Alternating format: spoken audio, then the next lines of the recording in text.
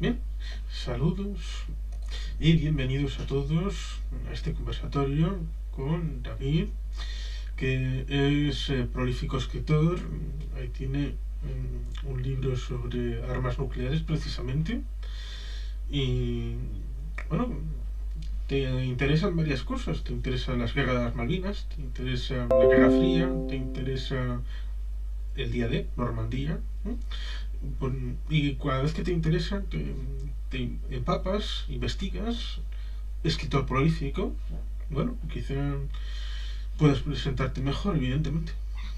Sí, bueno, yo soy aficionado a la historia militar, no trabajo como escritor ni vivo de ello, obviamente tengo un negocio, soy topógrafo y vivo de hacer mediciones por el mundo y hacer mapas. Pero tengo afición a la historia militar desde que era pequeño y es verdad que con la pandemia empecé a publicar algo más, algunos libros más, pero sobre todo de cosas que yo ya tenía estudiadas, ¿no? Es que yo toda la vida me he dedicado al tema de la historia militar desde que yo recuerdo, desde que era pequeño. Soy un gran aficionado a la historia en general y a la militar en particular. Y empecé pues con el tema de las Malvinas, que lo viví cuando tenía 10 años, en el 82, después el desembarco de Normandía, que a cualquiera que le guste la historia militar pues es por donde empieza siempre. Y por ejemplo, Normandía y Malvinas pues llevo 40 años recopilando información sobre ello. Sobre las Malvinas, pues escribí el libro hace 5 o 6 años, se publicó ya en editoriales, está en librerías. En Normandía yo he hecho unos 9 10 viajes a Normandía y lo que hice fue una guía para mí. No la sabía en español y sigue sin haberlas. De guías de historia militar, me refiero al que quiere ir a ver fortificaciones y tal, que quiere ver playas, pues va a encontrar guías en internet. Lo que yo he escrito no es una guía turística al uso, es una guía para la gente interesada en la historia militar de la zona y ir a ver pues todo lo que pueda haber allí, que pueden haber visto en las películas, en las series, pues lo pueden encontrar. Y simplemente pues pasé la guía que yo iba haciendo en mi época cuando yo iba a visitar Normandía y empecé a ir allí en el 94, 95, pues los apuntes que yo iba tomando, porque claro, de aquella no había internet, ni había Google, ni había nada de nada. Te lo buscabas con libros, mapas antiguos y cómo podías encontrarlo y con acierto error. Y fui escribiendo una guía para mí y hace también unos 10 años me lo publicó una editorial, una guía, y ahora hace 2 años la ha publicado HRM, que también en 2 volúmenes se pueden encontrar la guía de todas las playas de Normandía y el desembarco. Pues también lo tenéis en librerías, Amazon y se puede pedir a la editorial también, HRM Historia. Y después pues he escrito libros también de temática militar, el que está aquí arriba, el de armas nucleares de la Guerra Fría, porque lo mismo, desde que yo he vivido la Guerra Fría, soy un señor que tiene 50 tacos ya, y entonces yo de joven sí he vivido todo el mundo de la Guerra Fría. Tú creo que eres más joven que yo, no, no, Un no te poquito. habrá afectado, un poco más joven, no te habrá afectado tanto, pero nosotros, los que tengamos de 40 y algo para arriba, te levantabas todos los días con los periódicos con amenazas nucleares, el botón nuclear, los dominicales te hablaban de cómo protegerte, cómo hacer un refugio, los objetivos nucleares en España, bueno, España, Europa, en el mundo. Era el día a día. Sobrevivimos a esa Guerra Fría, ahora hemos empezado la Segunda Guerra Fría, no la veo tan peligrosa como fue aquella, de momento. Y bueno, siempre también fue una afición mía, todas las armas nucleares y pues he escrito un libro aprovechando la pandemia y después pues tengo alguno más sobre temas de aficiones mías a la artillería, sobre cañones de artillería españoles, vehículos militares del ejército español, que siempre también me gusta estudiar mucho esos temas y los temas de carros de combate, camiones, jeeps, todo ese tipo de cosillas. Y también hay unos cuantos libros. Tendrá después Juan Carlos, os pondrá el enlace a mi web, que tengo una pequeña página web donde están todos los libros ahí puestos, con una reseña y unas páginas para que cada uno vea si le interesan, y el que quiera comprarlo lo compra y el que no, pues lo deja. Pero bueno, son libros de historia militar, no me dedico a la historia convencional, porque bueno, hay gente que lo hace mejor que yo.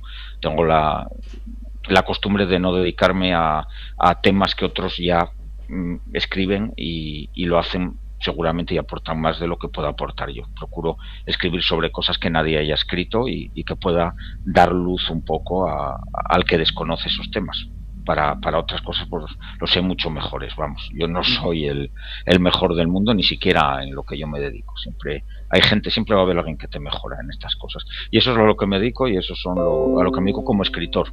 En mi vida laboral y personal pues se va por otros derroteros y tengo también múltiples hobbies adicionales. Tengo demasiadas aficiones, pero bueno, no son para hablarlas aquí tampoco esas ya quedan para mis amigos y mi familia y no para el mundo de internet.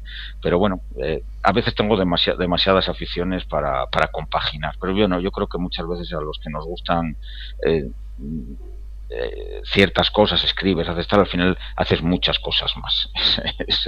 Es como funciona el mundo. Sí, pues supongo que si en vez de fumarse un cigarrillo, el señor Petrov se hubiera puesto a darle al botoncito en el año Hmm. 1983, pues yo no estaría aquí, porque yo nací el Pues sí. 19 de mayo de 1982, que tiene una cosa curiosa, aparte de naranjito, digamos que Hmm. es el día antes de la invasión de los británicos en Malvinas, lo cual es Sí, curioso. Yo dos nací días antes. yo El nací 19, justo antes, el justo cuando 21 los argentinos invadieron todavía, Malvinas. cuando todavía controlaban Malvinas. Sí, Yo voy y nazco ahí. Y no sé, sí. supongo que les di mal fario, No, porque ahí justo no llegaron los creo británicos y ya está.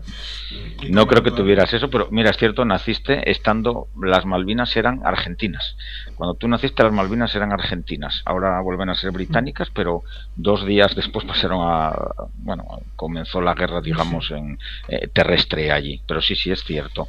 Pero bueno, es verdad que no estaríamos nadie aquí si el teniente coronel Petrov, que a lo mejor los que nos oyen no saben de qué va, eso fue una de las 6 veces que hemos estado a punto de volar por los aires el mundo entero, que hemos estado en 6 ocasiones a punto de apretar los botones, alguna vez uno y otra vez otras. La primera fue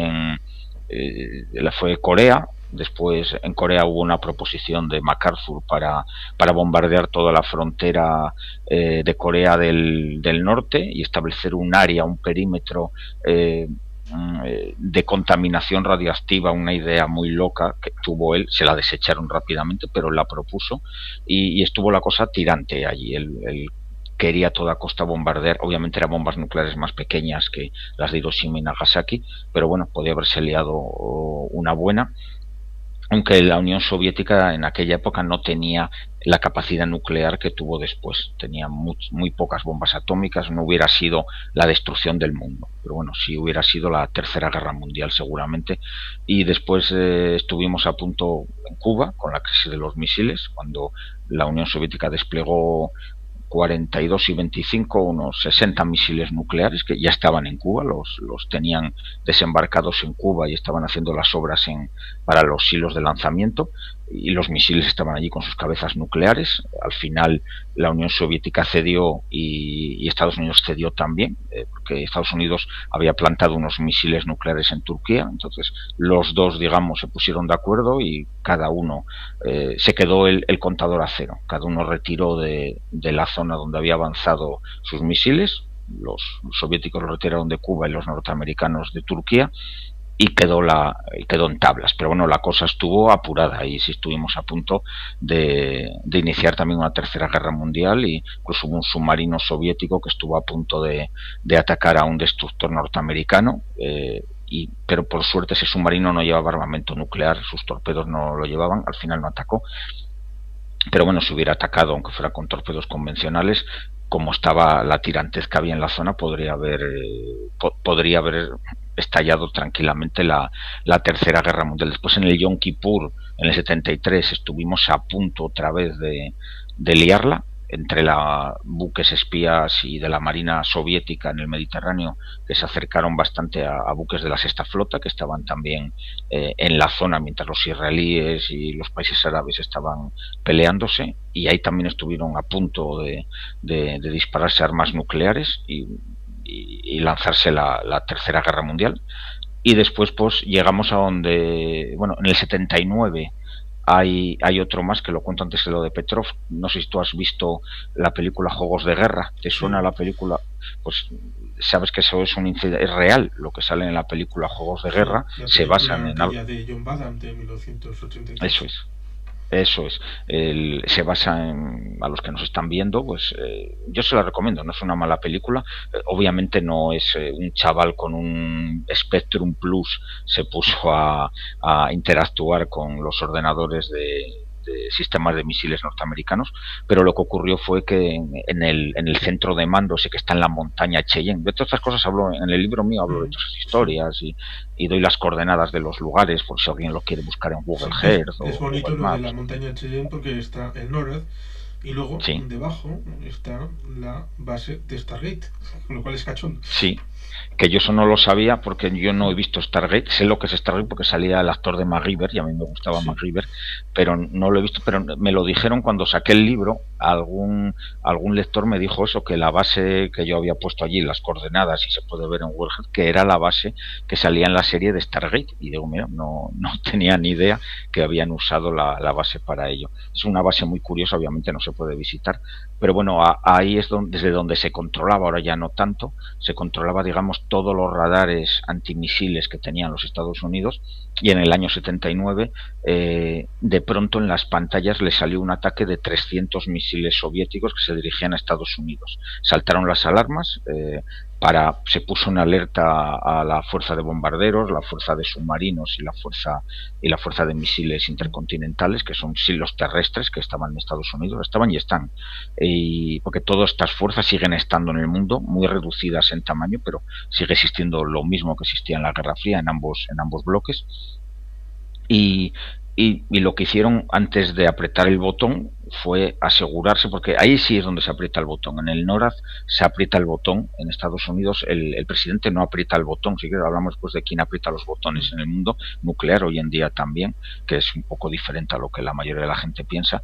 Y antes de apretar el botón llamaron a las estaciones de radar para que les confirmaran lo que salía en sus pantallas. Y las estaciones de radar les contestaban que ellos no tenían ninguna traza de ningún misil en el aire. Y sin embargo la pantalla de ellos sí lo tenía. Se pusieron a remover Roma con Santiago, como se suele decir, y descubrieron que alguien, a ver, yo no sé el nombre de él, obviamente ellos sí saben quién fue, metió una cinta, un disquete, que era lo que había en aquella época, de adiestramiento, donde era un posible ataque, se usaba para adiestrarse, ponían un simulacro, ponían el disquete y salían en las pantallas, obviamente, todas las trazas del ataque nuclear. Alguien lo había metido por error en el ordenador principal y estuvieron a punto de apretar el botón. Después, a partir de ese día, ya decidieron no poner nunca abrir una sala aparte, en otra parte del búnker, solo para la instrucción y que nunca se hiciera la instrucción en las pantallas principales.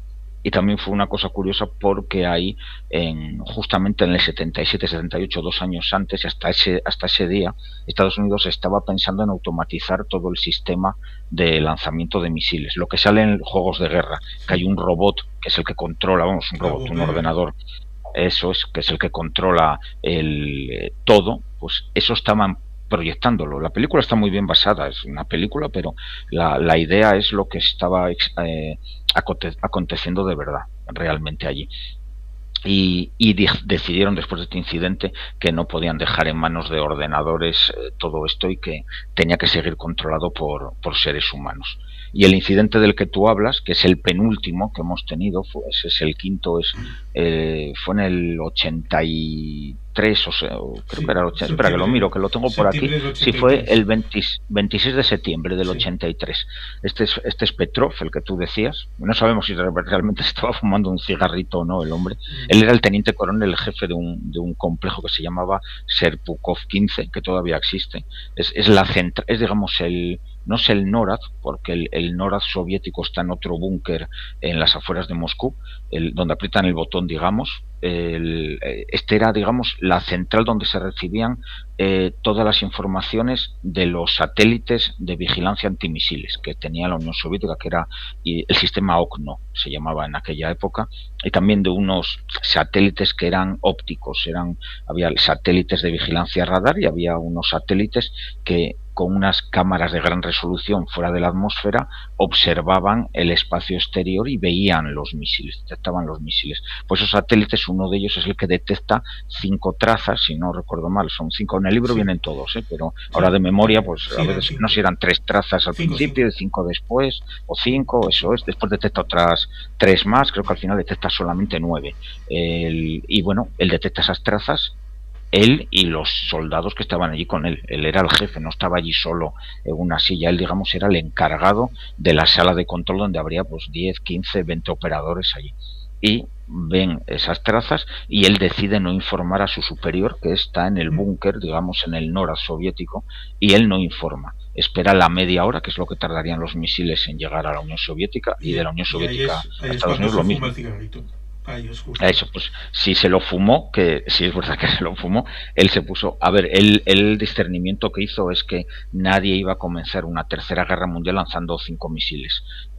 Tú si quieres iniciar una guerra mundial, a ver, con 5 misiles tú sabes que la Unión Soviética te va a responder con 1500. No haces eso, la atacas con todo. Una guerra nuclear lo que tienes es que tú al principio vas a atacar con todo, no vas a atacar con un misil solamente. Una guerra global, me refiero, si quieres de verdad destruir un país, nadie le va a lanzar un misil solo a la Unión Soviética, ni nadie va a lanzar un misil solo a Estados Unidos, porque la respuesta va a ser masiva y se acaba el mundo, sobre todo en esa época. Él esperó y no llegó nada. Lo que sé es que él no ascendió más, y no continuó, vamos, le jubilarían o obviamente me imagino que pasaría por las manos del KGB y los servicios de información, porque claro, tú no te puedes permitir que un teniente coronel, un simple mando que bueno, tiene su importancia, pero es un mando intermedio, a fin de cuentas, tome la decisión de no dar parte a sus superiores de lo que estaba viendo allí. Al final, lo que resultó ser era una conjunción entre el Sol, la Tierra, la óptica del satélite, que al satélite le parecía que eran trazas de misiles y realmente pues fue un fenómeno atmosférico, vamos, un fenómeno espacial que ocurre, no recuerdo cada cuánto, dicen que puede haber uno cada 1 millón de años o algo así, y coincidió ese día y que había y que estaba este hombre allí. Si llega a estar otro mando, pues a lo mejor sí informa al general, y el general que esté donde el botón, como él no lo va a ver ni tiene idea de la tecnología que está allí, pues a lo mejor apretaba el botón y hubiéramos acabado el mundo, simplemente por un reflejo solar. Vamos, hubiéramos volado todos y nadie se hubiera enterado porque había estallado la guerra mundial, porque Estados Unidos no había disparado nada en este caso. Después estuvimos a punto también en el 83, que fue la última vez que se estuvo ahí cerca de la guerra mundial, con unas grandes maniobras que hicieron los Estados Unidos, Able Archer 83, que hay una serie también en la televisión, habla de refilón de ello, pero es una Sí, serie alemana Deutschland que es, 1983. es Sí, muy buena la he serie, visto y la he está muy comentado en el bien. canal. Ah, la has comentado, Sí, mira, pues muy buena serie, yo la recomiendo, sobre todo la primera temporada, ¿eh? Yo la segunda a mí ya la no. segunda es 1986 y luego la Sí, tercera de 1989. sí, pero es en Sudáfrica, creo la segunda, y Sí, la tercera ni la vi, ya no. con las Vi batallas de frontera y todo esto, sí, Puerto Guaná y sí, todo aquello. sí. La primera es muy buena y te refleja muy bien el ambiente de la Guerra Fría y sobre todo de estas maniobras. Y bueno, fueron unas maniobras de la OTAN de gran nivel, no tanto con muchos soldados, sino que, que se era la primera vez que se encogió a todos los políticos de los países que integraban la OTAN y iban a estar encerrados en sus búnkeres como si hubiera una guerra, una tercera guerra mundial. Todos los políticos, no los presidentes, pero por debajo de los presidentes todos fueron, bueno, todos los políticos que tenían que estar en búnkeres, no todos los políticos de un país, solamente pues los 10, 20 que tenían que tomar las decisiones, los generales que tenían que tomar decisiones, toda esa gente se fue a sus búnkeres. Obviamente la Unión Soviética tenía sus servicios secretos, detectó que se estaban yendo todos los políticos y generales importantes, estaban yendo a los búnkeres nucleares, y ellos pensaron que la Occidente se preparaba para atacar al Pacto de Varsovia. Activaron sus alarmas y bueno, al final pues entre que Estados Unidos también detectó la activación de las unidades soviéticas, empezaron un poco a distender el tema, a hablar unos con otros y asegurar a la Unión Soviética que no se estaba preparando nada. y realmente no estaban preparando nada, eran unas maniobras, no hubo nada más. Pero ahí es la última vez que hemos estado a punto de entrar, 6 veces hemos estado a punto de volar el planeta Tierra, y esperemos que sea la última esta de ahí volar el 83, que no haya más Bueno, ocasiones, si porque no hoy en día recuerdo sigue, mal, sigue existiendo armamento nuclear para que volemos todos por los aires. si no recuerdo mal, también hubo una en el año 95 en el que la Rusia de Yeltsin, Hmm, unos objetos supuestamente voladores, aparentemente sí, armas nucleares, desde Noruega, pues que luego sí, parece que fueron globos meteorológicos, lo cual sí, bueno, ahora es fue complicado el porque ahora, disparo de ahora un... tenemos un globo meteorológico chino Eso, andando por ahí ahí, está. nos carga el diablo, con lo Mm, cual ciertamente ha habido sí, cosas, palomares, sí, pero hay llegaron, algunos... no llegaron a estar, digamos, tan cerca ya de bajarse al nivel de máxima alerta. Y con el de Boris Sí, Yeltsin también estuvo, y me imagino que Boris Yeltsin le había dado al vodka ese día también, que ese hombre le daba bien, pero bueno, no llegó a nada más. Es verdad que saltaron las alarmas y eso, pero no fue lo mismo que estos otros sí, eventos, que en estos se activaron los sistemas nucleares, se avisaron a los hilos, a los bombarderos, se empezó a desplegar todo. En el caso de Boris Yeltsin, pues solo fue una alerta, pero no llegó a ser en que la gente va corriendo al bombardero nuclear para despegar sí, ya algo con las unilateral. armas. Eso, eso es. Pero bueno, es un mundo curioso. Por suerte seguimos todos aquí. Sí.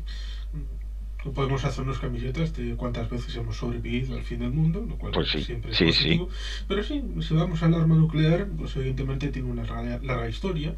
Hmm, Podemos irnos mucho más antes de Marie Curie estableciendo la radioactividad, ganando hmm, premios, originaria de Polonia, pero criada más o menos para la ciencia en Francia, en París. Luego tenemos un largo tiempo de los años 20 y 30. hmm, Hace poco Sergio, de Historias Bélicas que merecen ser contadas, pues tenía un invitado sobre el tema del gas, lo cual ciertamente es hmm, interesante porque ponía esa comparación, que el miedo después de la Primera Guerra Mundial para el tema del gas es como el que después de la Segunda hubo con la arma nuclear, con la idea de no vamos a poder utilizarla porque evidentemente no sabríamos las consecuencias, es algo terrible. Él decía de un gas inoloro e inodoro eh, hmm, que estaban practicando en los Estados Unidos en el año 18-19. Vamos, que si se hubiera alargado la guerra, pues igual hasta lo usan, porque estaban hmm, usando el gas mostaza. Pero sí, cuando vemos esa carta de Einstein de señor presidente, adelantémonos, vamos a hacer esto del arma nuclear, porque igual los otros están haciendo sus cosas. La gente normalmente suele enlazar directamente con el proyecto Manhattan y directamente hmm, con la Trinity y después ya directamente nos vamos a Hiroshima y a Nagasaki, lo cual ciertamente a veces tiene un realismo a la hora de sintetizar. Por ejemplo, ahí está la película aquella de Creadores de Sombra, ahora que va a venir la hmm, película Oppenheimer, aquella de 1989 que era de Roland Joffé, en la hmm. que estaba protagonizada por George Shultz, el señor del equipo A, de Murdoch. Sí, Murdoch, Y salía también, Murdoch y hace también muy buen papel, estaba por cierto. Paul Newman como General Sí, Gross, hmm, que le habían cogido para hacer el Pentágono, que lo termina en el 43. Pero es hmm, curioso, porque en el 43 están los acuerdos de Quebec. Los acuerdos de Quebec son interesantes porque nos hablan del trayecto que hubo en otras partes de la Segunda Guerra Mundial, también hubo este trayecto desde Polonia a Francia. Francia no puede, se reúne con los británicos se juntan también con los canadienses, que técnicamente Mackenzie King era primer ministro, pero estaba subordinado al primer ministro británico, y hmm, luego llegan al acuerdo de que como antes en el 41 también habían hecho el tema del préstamo y arriendo, de bueno, os cedemos un poco de soberanía en algunas bases hmm, en el Caribe a cambio de que nos deis, aunque sea chatarra, unos barcos de estos, pero nos servirán para hacer el trayecto por el Atlántico. Pues más o menos en el 43 acaban cediendo a los estadounidenses de, bueno, tenemos que daros todo lo que tenemos porque estamos mal, muy mal en la guerra y hmm. prácticamente nos rendimos, os damos la tecnología, lo haremos juntos, entre comillas, y ahí es el camino intermedio para llegar al Amo Gordo, al Sí, proyecto Manhattan. Mira, lo que cuentas es interesante porque realmente eso sí que está poco estudiado. Yo en mi libro no hablo de eso, porque yo empiezo Es el problema, bueno, es el eso problema. es, empiezo en la Guerra Fría, Mm. cuento un poco de la historia del tema nuclear, pero bueno, el libro es sobre las armas nucleares de la Guerra Fría, pero bueno, lo interesante es que a partir de los años 30, sobre todo finales de los 20, los 30, se pone de moda la energía, empiezan a estudiar la energía nuclear. Los átomos empiezan a la fisión y bueno, intentan conseguir fisión y fusión lo que pueden y empiezan a probar, sobre todo son científicos alemanes, pero también lo hacen los japoneses, empiezan muy débilmente, Estados Unidos no tanto, el Reino Unido también comienza con ello y la Unión Soviética también, poco también, porque la Unión Soviética está inmersa en todas las purgas que ha habido allí, se ha encargado de todo. Pero los alemanes son los científicos alemanes, antes de Hitler, son los que más adelantados van. Está en pañales todo el tema de la investigación nuclear, y lo que ocurre es que en cuanto llega Hitler al poder y empieza con sus asesinatos, las purgas, también como igual que en la Unión Soviética, y empiezan sobre todo a eliminar judíos, muchos de estos científicos son judíos, porque sí, porque los judíos estaban, digamos, eran Sí. clase media en general, no había clase baja, pero había mucho judío en la clase media y dentro del mundo científico en Alemania, y también en Europa, también en Francia y todos esos al final escapan, muchos van a Francia, que es por eso el tema de que Francia adelanta un poco, algunos se van a Polonia, lo que pasa que al final esos países son amenazados también por Alemania y la gente tiene que irse de ahí y muchos van directamente a Estados Unidos. Y ahí es cuando comienzan la investigación, pero bueno, la investigación en serio comienza, esos científicos la comienzan, se van a universidades y están allí, pero ellos la comienzan cuando estalla la Segunda Guerra Mundial, que es cuando ellos ponen sus conocimientos a favor de cada uno en el país en el que esté, del Reino Unido, de Canadá, en la Unión Soviética, en Japón no son científicos alemanes, Japón son japoneses, con los científicos nazis que quedan, porque en Alemania hay científicos que se quedan allí, no se van todos, pero se fueron, de los más brillantes se fueron a Estados Unidos, que son los que al final llevan a cabo el programa de la bomba atómica. Después cuando acabe la guerra, que eso creo que lo sabe todo el mundo, tanto cuando está acabando la guerra el último año, hay otra película que es esta que es de George Clooney, que van buscando obras de arte por Alemania, Sí. a partir de, no recuerdo ahora el título, no sé si tú te acuerdas de Ahora él, mismo no. yo tampoco, bueno, da igual, la gente el que lo haya visto sabrá que si no lo buscan, filmografía de George Clooney y es de las últimas que hizo hace ya unos años, Sí, creo que y, también estaba y Matt Damon por ahí. eso, ahí está. Salen unos cuantos actores muy conocidos y la película no está mal. Son equipos que desplegaron los Estados Unidos para buscar obras de arte robadas por los nazis. Pero es que no solo se desplegaron sus equipos, se desplegaron casi 2.000 personas norteamericanos y por parte soviética se calcula que unos 10.000 agentes que iban detrás de las tropas, no exactamente detrás, pero cuando se consolidaba el terreno conquistado, y iban reclutando, buscando toda la información sobre las armas, tanto nucleares como las armas de destrucción masiva, los cohetes, los misiles, que era lo más novedoso, lo aeronáutico, lo más novedoso que tenía Alemania, o que ellos pensaban que tenía. En el tema misiles, armas nucleares se dieron cuenta que no tenían tanto, que Sí. no estaban tan adelantados en armas nucleares, en misiles sí, y cada país, la Unión Soviética reclutó unos 2.500, 3.000 científicos, no reclutó, directamente los cogieron prisioneros y se los llevaron, en vez de llevarlos a un gulag, pues se los llevaron a centros de investigación, que eran también como campos de concentración, pero bueno, centros de investigación, estaban mejor tratados en teoría. Y Estados Unidos hizo lo mismo y se los llevó a Estados Unidos, de ahí sale Von Braun, Sí. que, La operación que es Paperclip. eso es Paperclip, y Osavice, que es la operación de la Unión Soviética.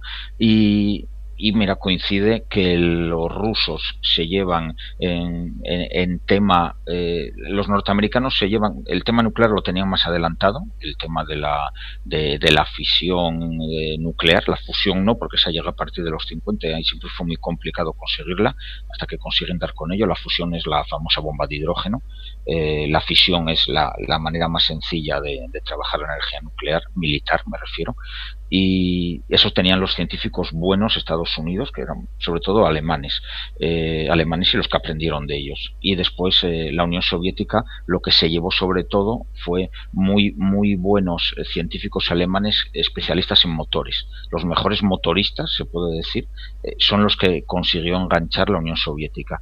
Y sin embargo, los mejores diseñadores se los llevó, y expertos en armas, en lo que son las cabezas de guerra y todo el tema, el tren de fuego y todo esto, se lo llevaron con von Braun.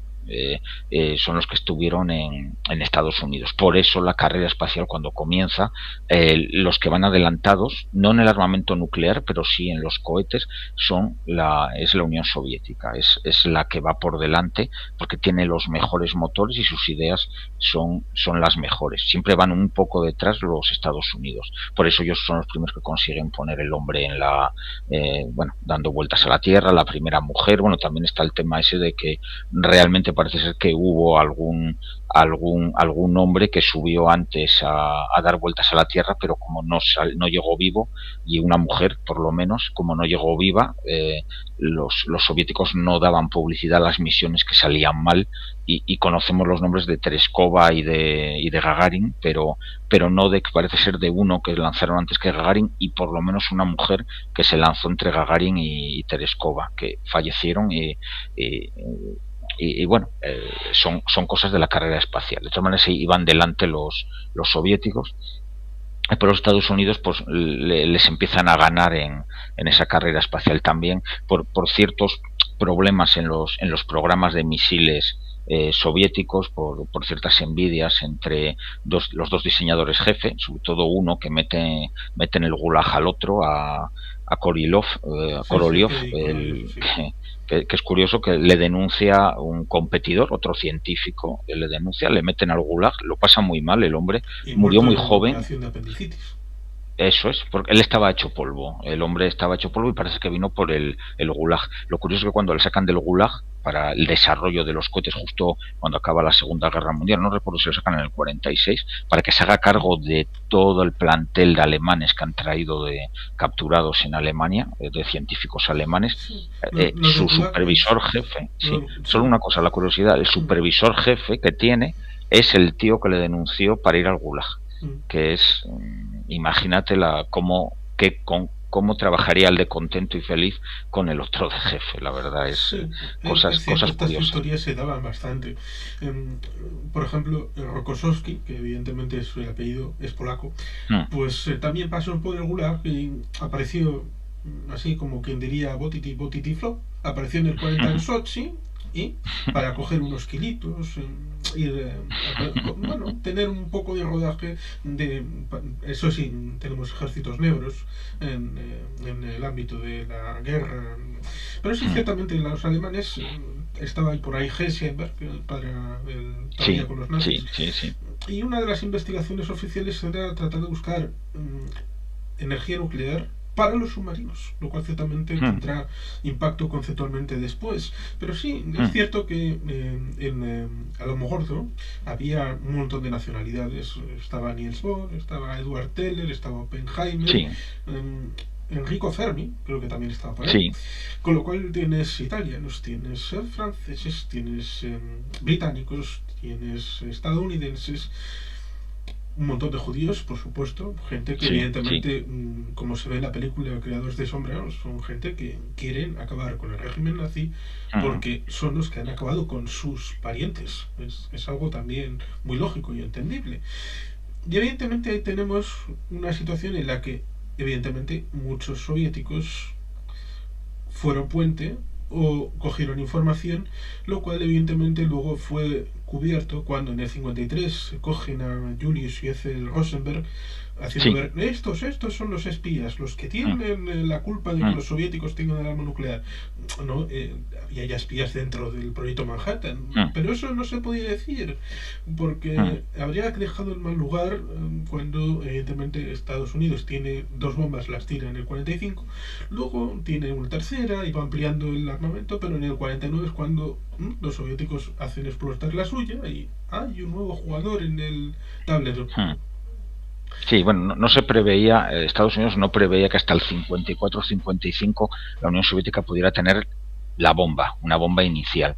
Lo que ocurre es que hay un científico que sí es judío, es de origen judío, pero creo que era de origen eslavo, no recuerdo ahora de qué parte venía su familia, él era alemán, pero su familia venía, digamos, no sé, de la Prusia Oriental, con conexiones con Rusia, por lo que sea.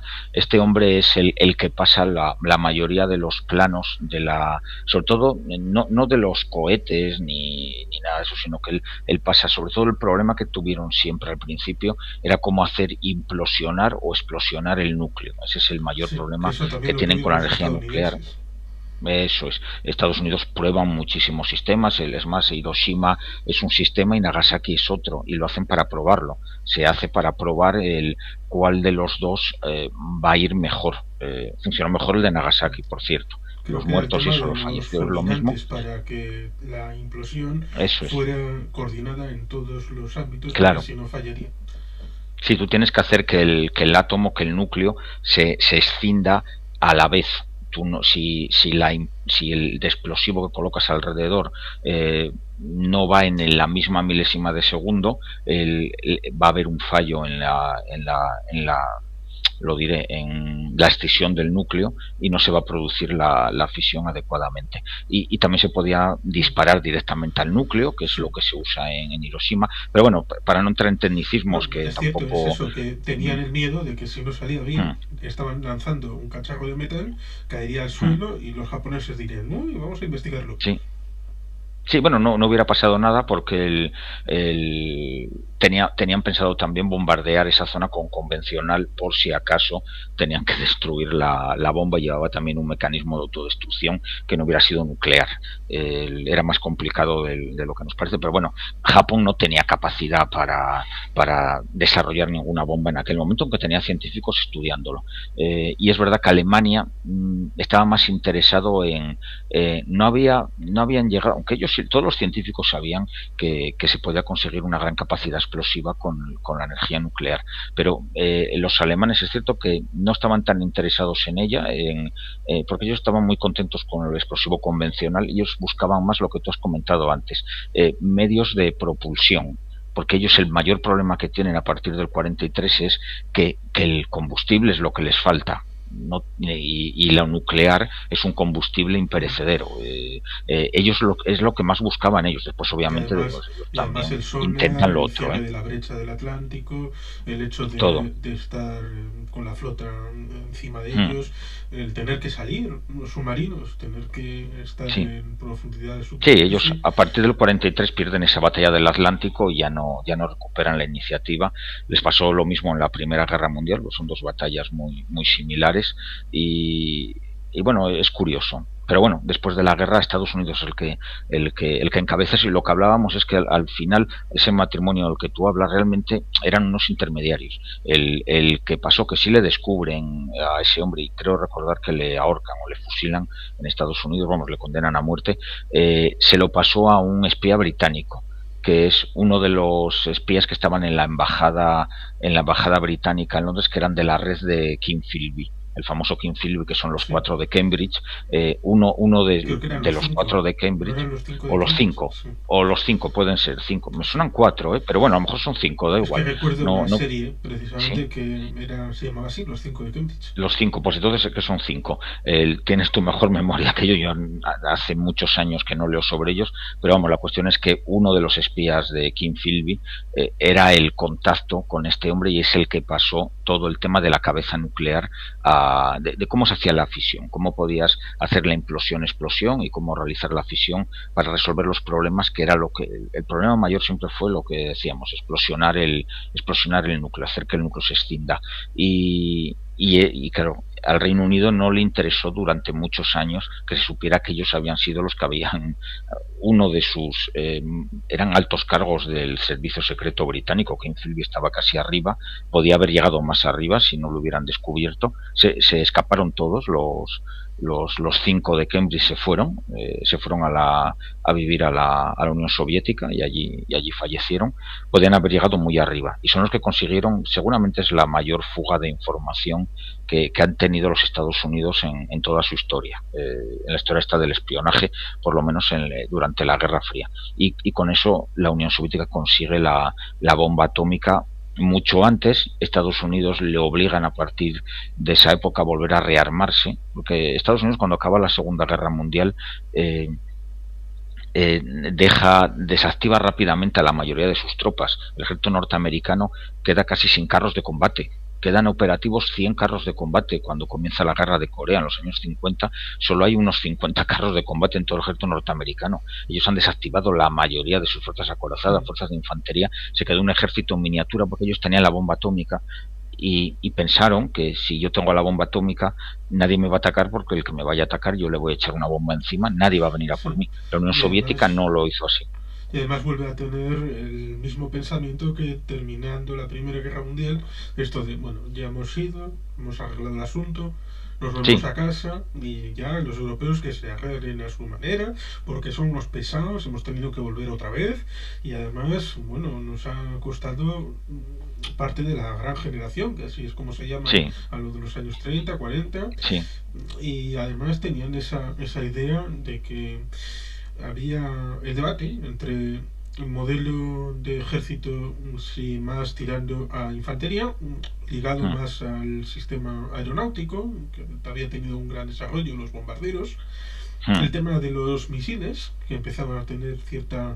Porque, claro, con todas estas nuevas armas, por llamarlo de alguna manera, a pesar de que la investigación, pues claro, tiene muchas décadas para la misilística, los cohetes y todo esto, para ceder el paso a eso, habría que reducir el ejército, porque no hacía falta tanto soldado.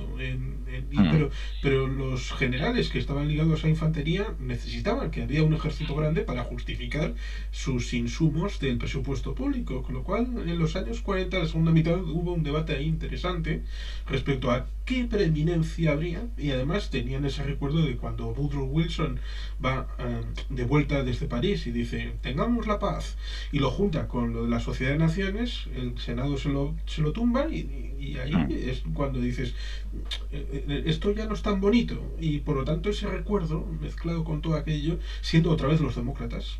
Franklin había muerto, el señor Truman es el que sigue el mandato.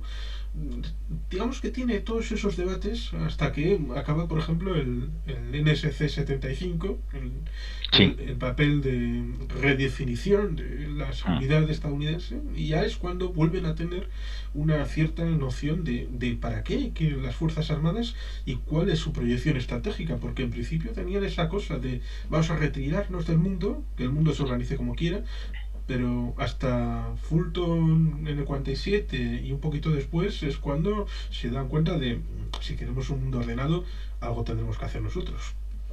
Sí, y sobre todo se van dando más cuenta a partir del 49 y con Corea. Con la guerra de Corea es cuando ellos cambian la política, su política general, su política internacional, y es cuando podemos decir que comienza la Guerra Fría realmente, que bueno, comienza oficialmente en el 46, después de la reunión de Moscú. Pero mira, esta es una película muy buena, la recomiendo a todo el mundo, es británica, no me acuerdo el nombre ahora de ella, Cuando el viento sopla. Eso es muy buena, hay unas cuantas de esa época. En mi libro tengo una bibliografía básica, vamos, una filmografía básica con unas 30 o 40 películas. Esta es como El día después, que es la que yo siempre recomiendo a todo el mundo. Esta es mucho más tierna, más de otra manera, y muy triste, como todas. Hay otra que es muy similar a esta, pero es con actores reales, también rodada. Los británicos rodaron 3 o 4 películas de este estilo en los años 70 y pico, 80, y porque bueno, era lo que teníamos todos los días cuando desayunábamos. Es que eso era eso era nuestro mundo, y el mundo de nuestros padres y toda la gente que vivió esas décadas. Hubo gente que se preocupaba más, otros menos. Realmente no merece la pena preocuparte. Mira, ahí tenéis los dos bloques. Ahí estamos los europeos. Bueno, algún país de los de ahí pues no era, digamos, de la OTAN. Austria no era, Suiza no era, Suecia tampoco y Finlandia tampoco. No estaban en la OTAN.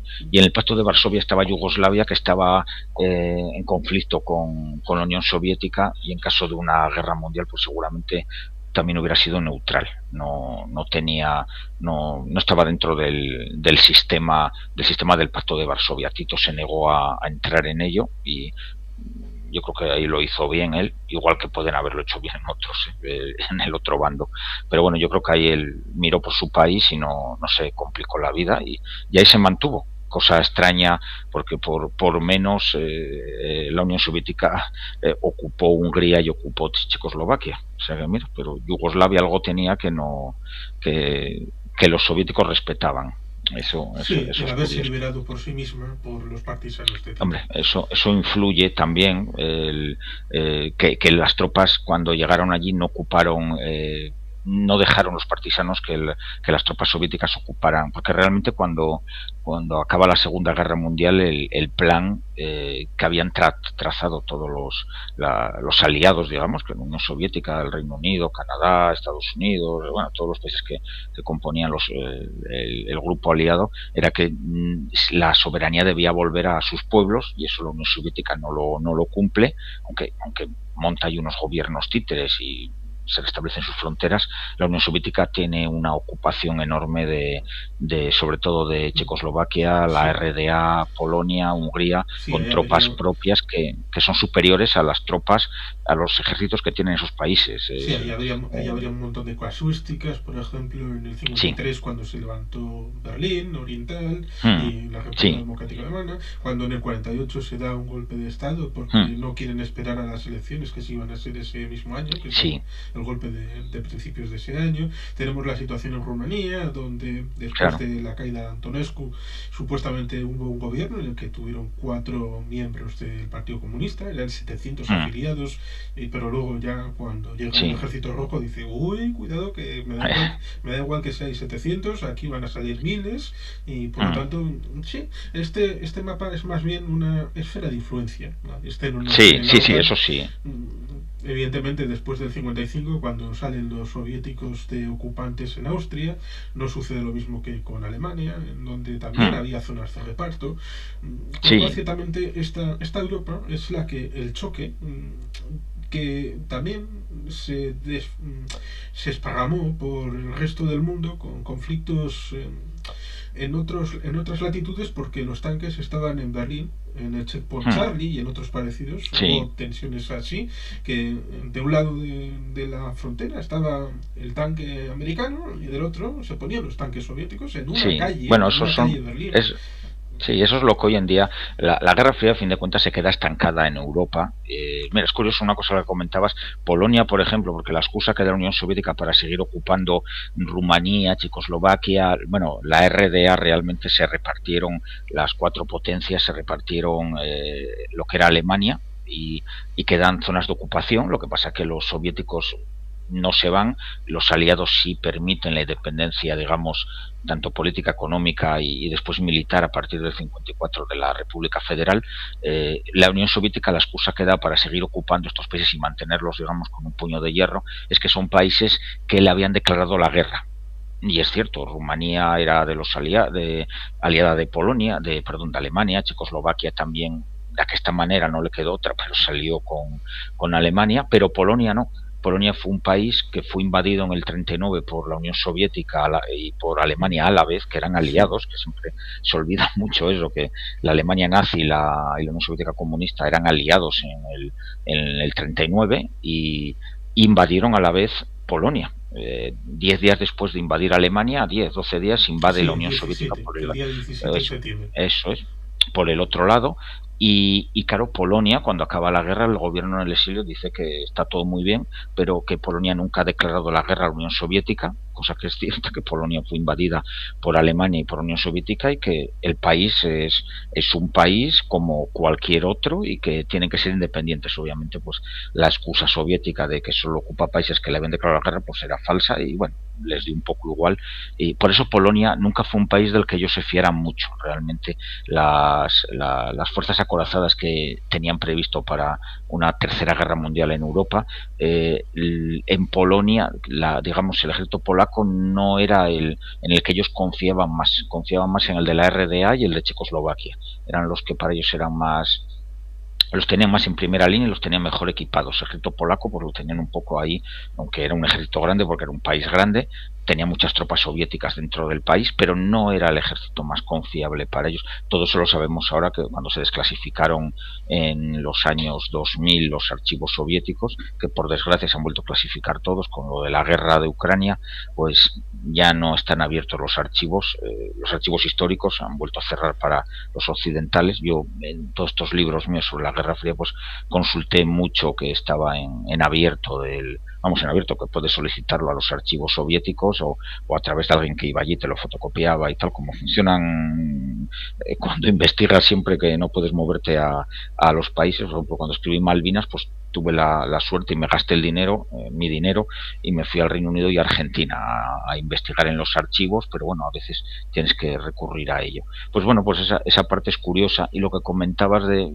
Europa se queda así estancada, como vemos en ese mapa, y después lo que se producen son las guerras que ahora le llaman las guerras proxy o guerras por interposición a lo largo del mundo. Lo que va ocurriendo a partir de los años 50 es que la Unión Soviética apoya a cualquier país que sea enemigo de los Estados Unidos o de los occidentales, y Estados Unidos y Occidente, pero sobre todo Estados Unidos, porque es el que maneja también los dineros y es el líder, digamos, del grupo de la OTAN, al igual, o grupo occidental, al igual que la Unión Soviética, pues es el líder del resto de países. Realmente son países satélites que no tienen un poder de decisión.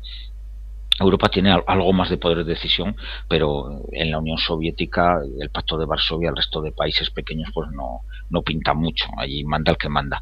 Y se producen pues todo ese tipo de conflictos. Tenemos toda América del Sur, con Nicaragua, Colombia, bueno, tenemos Jacobo Chile, Arbenz, Argentina también, Jacobo Arbenz en 54 en sí, Guatemala.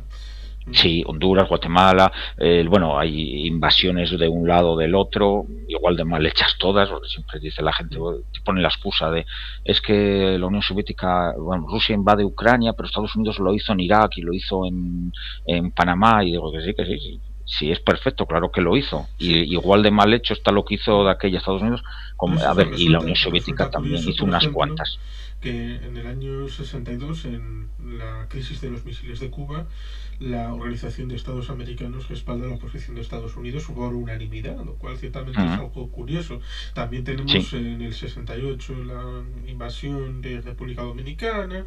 Uh -huh. Ciertamente hay muchos asuntos en África, por supuesto, para qué no hablar, Uh -huh. con la muerte de un secretario general de Naciones Unidas, Sí, todavía por es ahí por verdad. esclarecer, Sí. en la zona del antiguo Congo belga, luego República Democrática del Zaire, luego Uh -huh. República Democrática del Congo actualmente, Congo Kinshasa más bien. Sí.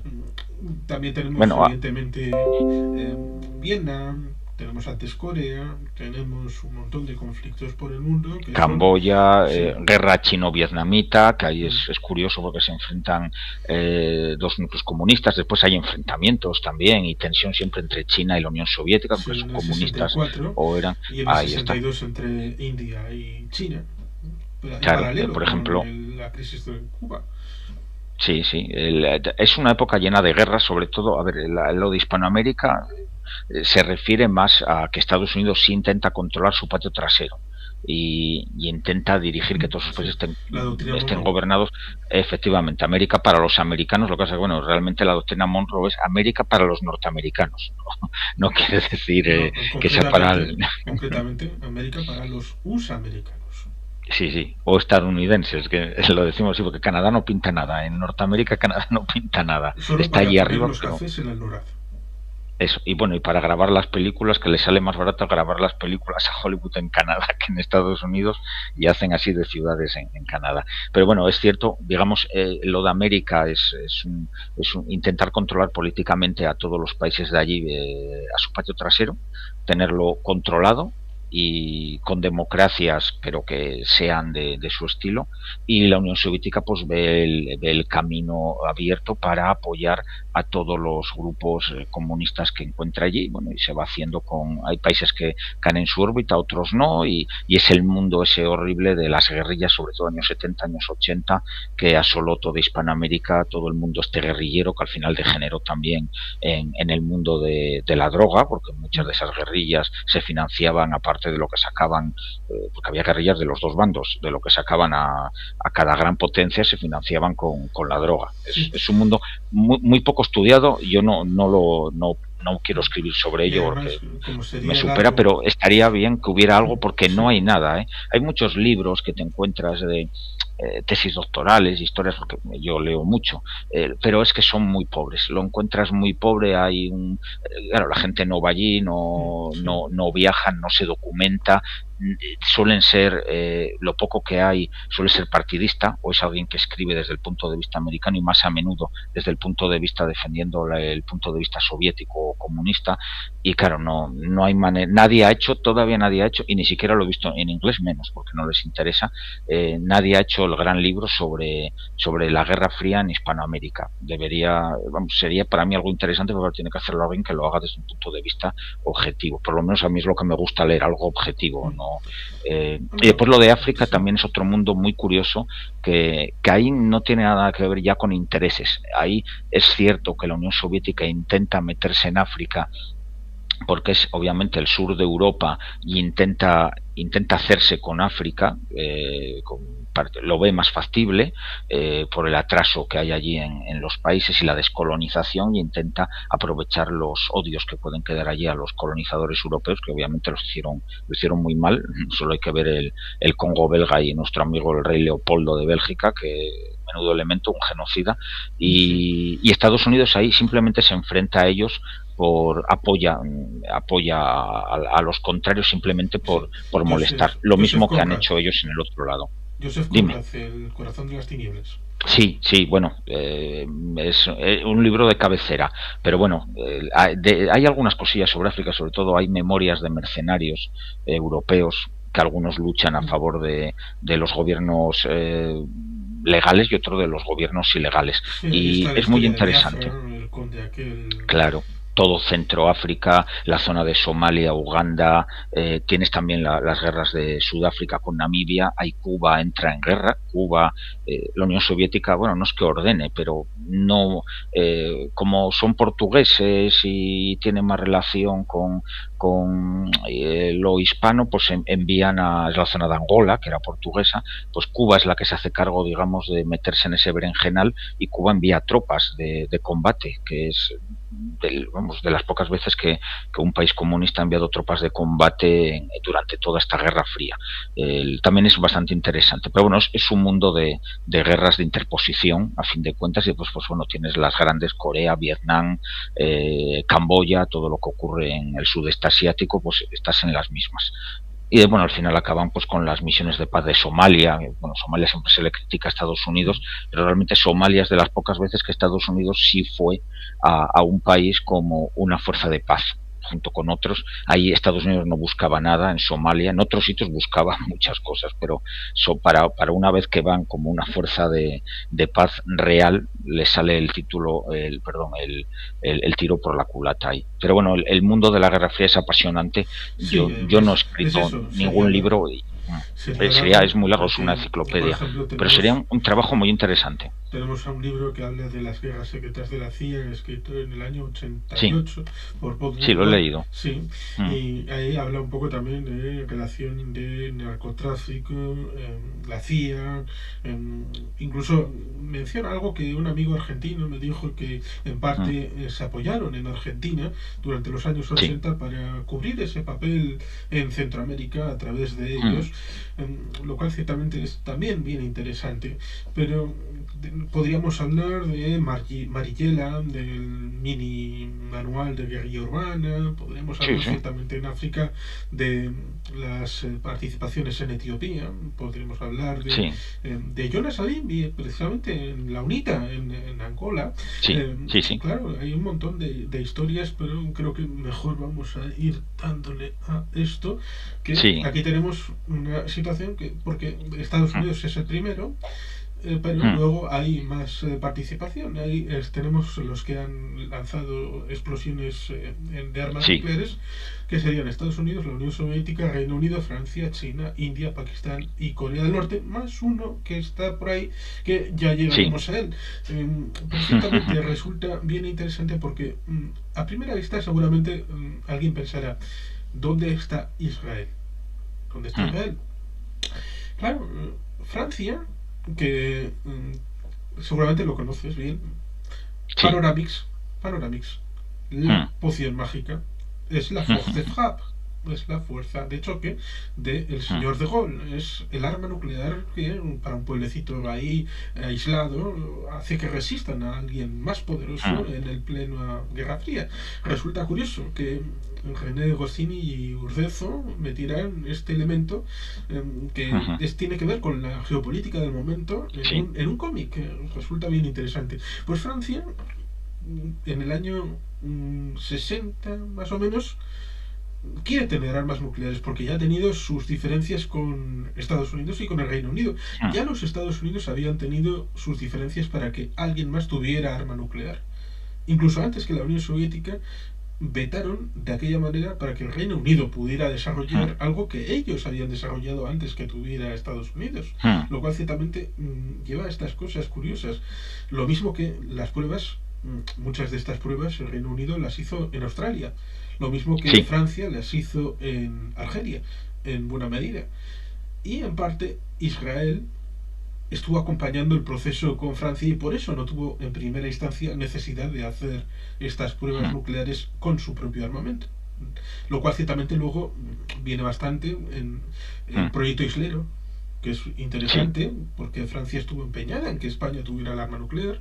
La relación luego con el señor Bhutto, que es primer ministro de Pakistán desde el año 72, a la hora que Pakistán cómo alcanza el arma nuclear, la financiación a través de Gaddafi, la financiación de un montón de países que también querían, lo cual ciertamente es interesantísimo, un montón de pequeñas historias de todo este trayecto, cómo alcanzan el arma Bueno, nuclear los sí. chinos, es un trayecto Sí, bien bueno, interesante. sobre todo Francia. Francia es un país que siempre ha querido estar en primera división y nunca se han resignado a pasar a ser el equipo de segunda que realmente ha quedado en el mundo después de la Segunda Guerra Mundial. Es cierto que hasta la Primera Guerra Mundial son la gran potencia, es el país que gana la Primera Guerra Mundial realmente, es el que pone la carne en la Primera Guerra Mundial y es el que tecnológicamente podríamos decir que la gana con ayuda, pero es Francia igual que en la segunda puedes decir que la Unión Soviética es el que pone toda la carne o la mayoría de la carne y la gana pues es el que llega a Berlín, pero bueno, puedes discutir si pone algo más, pone algo menos, o si hubiera ganado sin la ayuda de Estados Unidos, seguramente no, igual que Francia no hubiera ganado sin la ayuda del Reino Unido y de Estados Unidos, pero bueno, Francia nunca se resigna a ser esa segunda potencia, y menos con De Gaulle, que es un personaje egocéntrico, pero que es Sí, un amante de su país, precisamente lo explica bastante bien en sus propias memorias, que tiene sí, tres bueno, es etapas, que la él no del se oculta. 40-42, 42-44 y 44-46.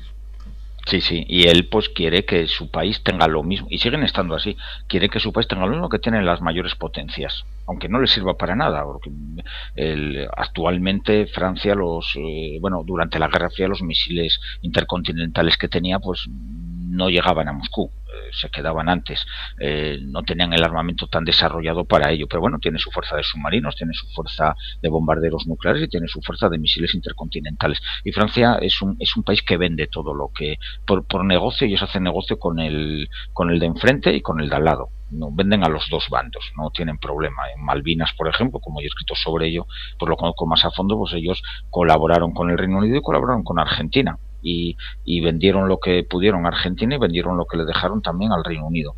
Y estaban en misa repicando. Es la política francesa. Por eso con Israel tienen también sus problemas a partir de cierto año, dejan de apoyarse en Israel, que es cuando Israel comienza a apoyarse primero en Checoslovaquia sobre todo, después en Estados Unidos, a partir de la guerra de los 6 días sobre todo es cuando Israel deja un poco de lado a Francia y bueno, como decías, Israel es un país curioso que él solo necesitaba, él lo que quería era bombas lanzables desde un avión, nada más, no necesitaba misiles y por tanto eso no te lleva a necesitar una gran tecnología. Después Israel, cuando Francia ya hace las pruebas a las Islas Reunión, la tirantez que tienen con ellos, Israel consigue tecnología con Sudáfrica, a través de Sudáfrica y el mundillo de los proveedores ilegales de armas que se movían en Sudáfrica. Y hoy en día Israel tiene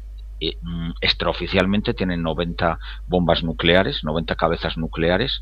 Algunas son lanzables desde aviones, la mayoría desde cazas, y algunas están en un proyecto que no sé cómo estará para montarlo un misil, en misiles de medio alcance, de unos 2000 kilómetros de alcance. Es curioso. Sí, mira, ahí tengo el número en mi libro, viene todo el número de ellas. Sí, ahí está. Tenemos bastantes todavía. Sí, está que Sudáfrica tuvo en los Sí, años 80 entre 3 y 6 sí. armas nucleares.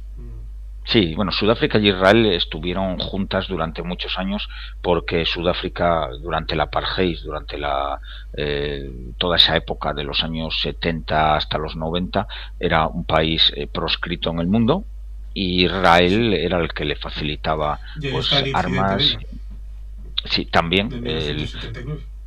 eso es. Y después Israel, pues también es un país que ha estado proscrito, ha estado ahí intentando sobrevivir en el medio. Digamos que los dos países tenían mucho en común y se han ayudado mutuamente, ambos.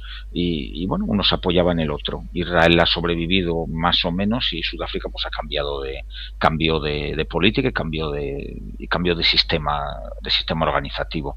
Pero bueno, son países curiosos. Durante la Guerra Fría, Israel se dice que a partir de los 70 tiene algo de armas nucleares, muy pocas, son 4 o 5 Sí, bombas. según lo que pone ahí, a partir de 1970 Sí, aparece con sí. 8. Con 8. Bueno, es según las fuentes que cojas, ¿eh? Como Sí, todo, hay fuentes que te dicen unos números, otros. Yo cuando escribí mi libro lo cogí de datos desclasificados norteamericanos y de datos desclasificados soviéticos, y ellos tenían estudiado lo que tenían cada país. Pero bueno, pues, según el año en el que tú lo estudies. Pero bueno, que en esa época tenía Francia, el Reino Unido, Estados Unidos y la Unión Soviética. China estaba en pañales, estaba desarrollando algo a partir de los 70, pero no tienen nada que digamos se pueda usar, están investigando. Y después tienes a India y Pakistán, que es un mundo aparte, es una mini guerra fría entre ambos, que llevan ahí desde la independencia, y ambos tienen armamento nuclear, en cantidad para destruirse 90 veces cada uno, por el tamaño que tiene el país, y afectar a todos los países del entorno. Y hoy en día siguen ahí con su carrera de armamento. Ahora la India tiene misiles que puede lanzar desde sus submarinos, misiles SLBM de lanzamiento nuclear, y Pakistán pues más bombas y misiles de lanzamiento terrestre. Y Pakistán pues tiene bombas y misiles de lanzamiento terrestre. Ambos son de alcance limitado, que simplemente lo tienen construido para afectar a su enemigo, a Pakistán o a la India. No buscan nada más. Y después tienes Corea del Norte, que sí, a partir del final de la Guerra Fría, ha ido desarrollando armas nucleares. En teoría, las bombas sí las tiene, ha conseguido bombas nucleares. Mira, el último dato, bueno, no lo tengo aquí, no lo tengo, pero bueno, no eran muchas las que tenía, y ahora están estudiando la tecnología para poder implantar las cabezas nucleares dentro de misiles. Están, como vemos muchas veces, sí, porque lo que más hay en el mundo, la gente a veces nos confundimos, es las cabezas nucleares, que es lo que tú has puesto ahí. Mira, ahí tienes Corea del Norte, que le ponen 45. sí, Vale, esas son las cabezas que tiene, pero son las bombas. No significa que tengas 45 misiles. Mira, por ejemplo, Rusia tiene, lo que pone 6 son 4.477. Realmente se cree que solamente operativas hay unas 2.000. Las otras 2.000 están almacenadas en diferente estado de conservación. Y de esas, no es que un misil lleve una cabeza nuclear. Los misiles suelen llevar entre algunos misiles, y la mayoría llevan 3, 4, 10, incluso 15 cabezas nucleares. Cada cabeza nuclear es una bomba atómica, para explicárselo a la gente, y el misil simplemente es el vector que lo lanza. El misil sube a la atmósfera, la dispara, sube hasta la atmósfera, y al llegar al espacio exterior, el misil se rompe, va soltando, como cuando vemos disparar un cohete espacial, va soltando sus fases, los diferentes cohetes que le impulsan, y cuando llega arriba lo que queda simplemente es la cabeza, lo que va arriba del todo, el pico, la pequeña pirámide esa que vemos, que puede tener 1,5 metros de altura por 90 centímetros de anchura, o 1 metro de anchura. Y ahí dentro es donde va una cabeza nuclear, que suelen ser del tamaño de un balón de fútbol un poco más grande, Esos son las cabezas nucleares. Y esas desde el espacio caen a la Tierra y lo que cae, bueno, son unas pirámides porque llevan un cono protector, no va la bola no cae sola, llevan un cono protector y son una especie de pirámides que penetran otra vez en la atmósfera y eso es lo que entra.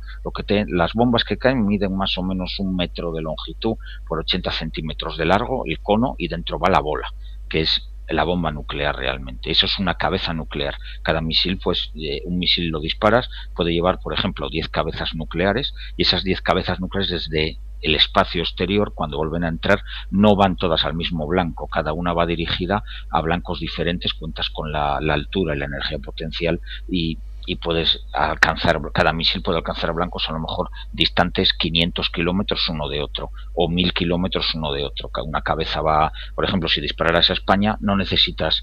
España en la Guerra Fría teníamos 11 blancos nucleares. Tú vives en Bilbao, cerca de Bilbao, ahí había uno. De hecho, hubiera caído, por ejemplo, porque el puerto de Bilbao era un objetivo nuclear durante la Guerra Fría. Pues España eran 11 blancos los que teníamos. Hubieran disparado 2 misiles a España, no más.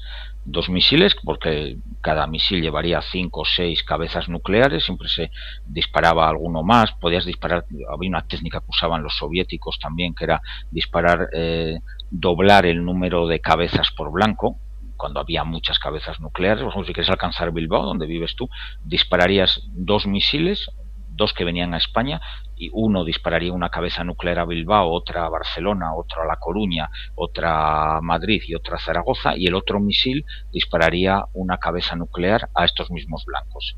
Y asegurarías que una cabeza nuclear de cada misil pudiera caer en el blanco. Realmente la mayoría de blancos caerían 2 cabezas nucleares. Es como ellos funcionaban. En España pues hubieran disparado 3 misiles nucleares pues con 22 cabezas seguramente. Es lo que nos hubieran disparado aquí a nosotros. Era la técnica que se usaba. Los Estados Unidos también usaban una técnica similar para alcanzar los blancos. Así consigues que si un misil o unas cabezas son derribadas, tú no las puedes preprogramar en el espacio. La cabeza ya va programada desde que sale del silo, están programadas ya en los silos. Cuando vemos las películas, los señores que están allí en los silos nucleares solo aprietan el botón. Todo está programado antes. Ellos se aseguran que el cohete, que el motor funcione bien, que la máquina funcione, pero ellos no tienen acceso a cambiar las coordenadas de los blancos. Es más, ellos no saben ni hoy en día a dónde va el misil que ellos tienen allí en el silo, ni a qué ciudad va, ni sus coordenadas, ni nada de eso. Ellos no lo ven. Eso está dentro de los misiles, viene programado de una instalación que es donde se programa, que esos señores sí son los que lo saben, y ya está. Pero bueno, es un mundo curioso, y hoy en día pues eso, tenemos hombre, menos armamento nuclear que el que existía durante la Guerra Fría, donde hablabas de Sí, 14.000 cabezas cada uno, y mira, ahí las tienes, mira, sí. 38.000 creo que Tenía, ponías por ahí el total. sí, en el Tenían eso, 69, veintitantas sí. mil, 15.000, eso es. Sobre todo, a ver, en esa época era Estados Y Unidos aquí, y la Unión y Soviética. aquí tenemos también la evolución con, en el año 65, Sí, Estados Unidos tenía sí, 31.149, con lo cual sí, ciertamente sí, el número ha bajado sí, sí, con sí, los diversos acuerdos internacionales que se han celebrado. Con lo sí, cual ha ciertamente bajado es mucho. interesante. La evolución, por ejemplo, es interesante la tecnología de un misil con una única cabeza a Mm, cabezas múltiples en una evolución que evidentemente en toda la Guerra Fría se fue aprendiendo, se fue tecnificando, se fue conociendo. La definición que has hecho del mm, espacio, del cohete, el mm, lanzador y todo esto, seguramente la gente pueda pensar en el cohete Saturno y que mm. arriba puede ir la La cabeza cápsula. nuclear y también la cápsula para Mm, ir al espacio. Por eso, en parte, se puede entender cuando se hace aquella pregunta de ¿por qué no hemos mm, vuelto a la Luna? Bueno, pues porque mm, la carrera se ganó, ya no había incentivos, lo que había que aprender para cohetería y mm, para lanzamiento, tema vectorial y todo eso, mm, ya se aprendió. Y no había un incentivo de vamos a ir a tal sitio para ganar, ¿qué? Para ganar nada, porque allí no hay ningún beneficio, no hay un retorno, y mm, eso es lo que debatió, por ejemplo, el Congreso de Estados Unidos en el 72, mm, diciendo, bueno, ustedes han planeado hasta aquí, el Apolo 18 ya no se lanza, se mm, acabó, porque no hay un beneficio. Ahora está el Helio 3, está la idea de tal sí, vez establecer una base permanente, como puente tal vez a Marte, el mm, tema de los asteroides estos que se poseen minería espacial, hay otros sí. incentivos, pero cuando en la Guerra Fría estaba ese asunto, lo importante era la tecnología dual, ya aprendido, ya está, se acabó Sí, Estados. los primeros misiles son iguales que el cohete Atlas se usa para misiones espaciales y era un misil. Los misiles Titán también son base para los cohetes espaciales y en eso se basan los Saturno y al revés. Era una investigación que servía para ambos y además, bueno, el tema era ganar la carrera espacial. Era una guerra entre los rusos, los soviéticos y los norteamericanos. Y bueno, cuando Rusia, la Unión Soviética, se retira de la carrera espacial, porque llegan primero a la Luna los norteamericanos, pues ya no hay nada más que hacer allí. Y sobre todo porque económicamente la Luna no te aporta ningún beneficio, ni a unos ni a otros. ¿Para qué vas a seguir gastando dinero en digamos, en lucirte? No lo necesitan, se quedan en la Tierra. Ambos bandos se lo hacen también. La Unión Soviética también deja la carrera espacial correr y se Sí. centra en la competición armamentística con Estados Unidos. Es Y lo lo que del se centran espacio, los pues dos. cosas suborbitales, el Skylab Sí, y todo esto.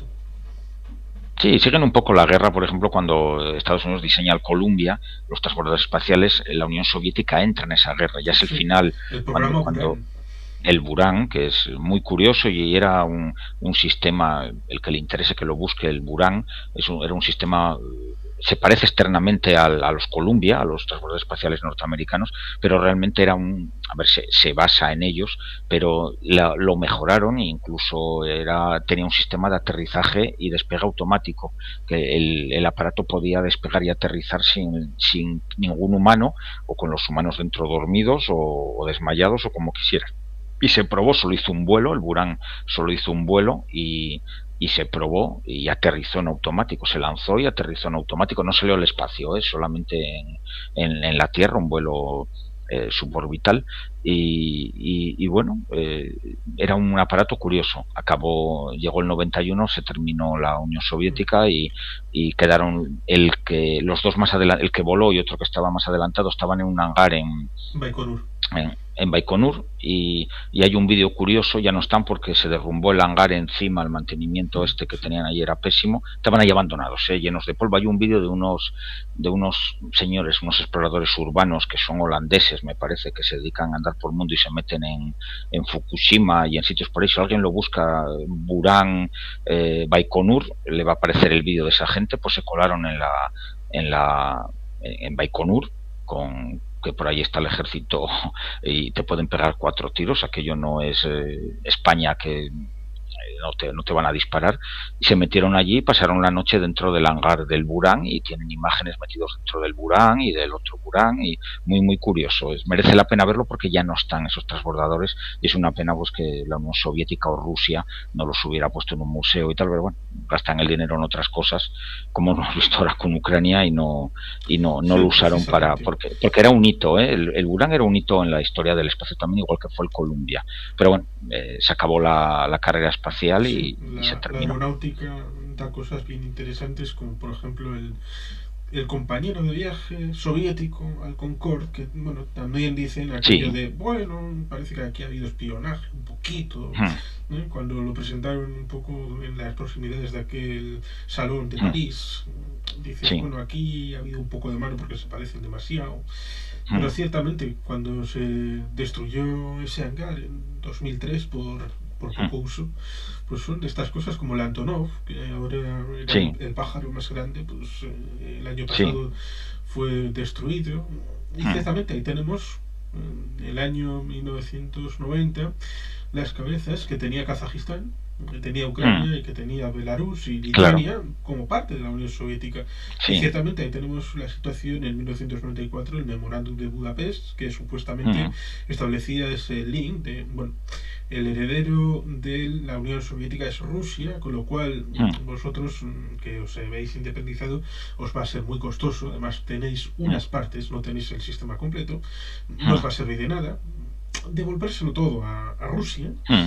Y aquí garantizamos la independencia del país, la integridad territorial, bueno, estas cosas que Mm. luego, pues, Quedaron en papel no mojado. diría que se lo han pasado por el orto.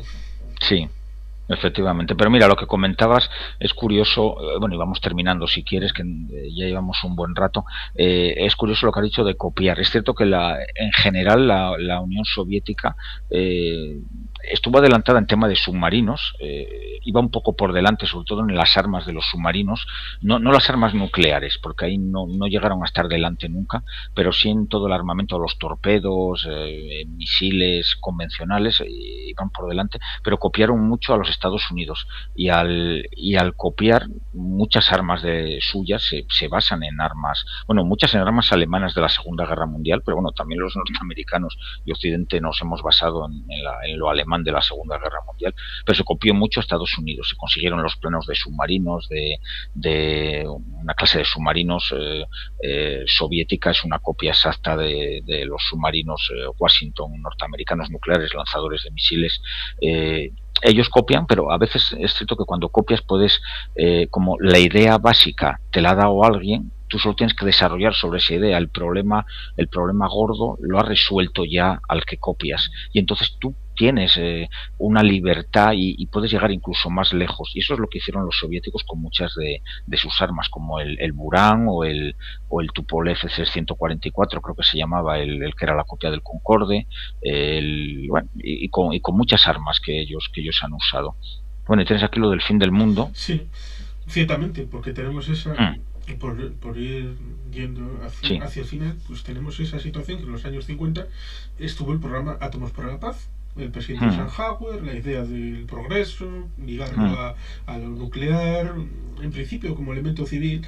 Luego, situaciones como Chernobyl nos recordarán que el mm, RMBK mm. 1000 Sí, el el reactor reactor. soviético era fundamentalmente de elemento militar para Mm, la construcción de sí, armas nucleares, pero luego lo reciclaron para energía sí. civil, cosa que, por ejemplo, los británicos, cuando en 1954 creo que era, cuando establecen el primer reactor para producción de energía civil, lo Mm, establecen directamente para el tema que un capitalista diría, aquí vamos a hacer sí. negocio y luego si el ejército quiere Mm, algo, pues ya hablaremos con ellos.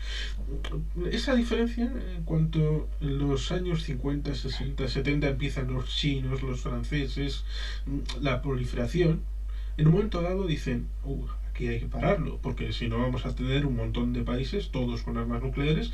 mm, Argentina estuvo coqueteando, el tema de mm, España con el proyecto Islero, luego cuando hayan establecido el Tratado de No Proliferación, que curiosamente querían garantizar que solamente los 5 grandes, que eran los 5 del Consejo de Seguridad, son los que, mm, bueno, ya estos tienen, el resto pues que se apañe con cosas convencionales.